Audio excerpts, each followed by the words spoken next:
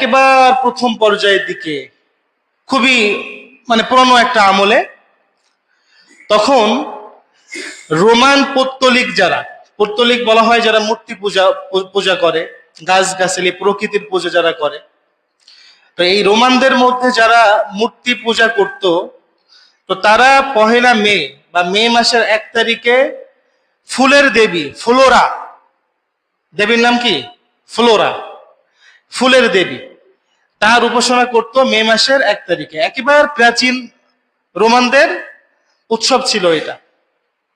এরপরে মধ্যযুগে মধ্য ইউরোপের মানুষ তারা মে মাসের 1 তারিখকে উদযাপন করত যে বসন্ত শুরু হচ্ছে, সেই হিসেবে বসন্তকে স্বাগত জানানোর জন্য তারা মে মাসের 1 তারিখে উৎসব করত।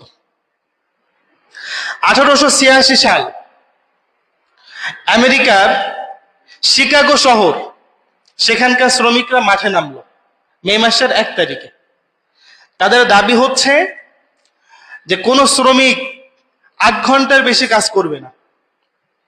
ইতিপূর্বে 16 ঘন্টা 18 ঘন্টা পর্যন্ত শ্রমিকদের কাজ করতে হতো।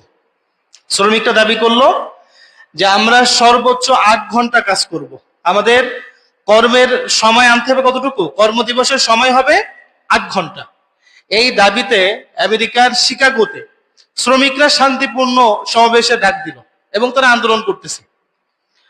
1 তারিখ থেকে 4 তারিখ পর্যন্ত তারা আন্দোলন করছে। 4 তারিখ আন্দোলনের মধ্য থেকে একজন মানুষ হঠাৎ একটা বোমা পুলিশের দিকে নিক্ষেপ করছে।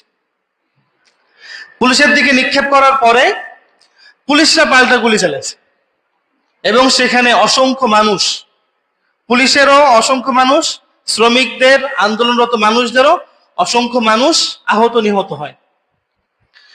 এবং পরবর্তীতে 1889 সালে প্যারিসের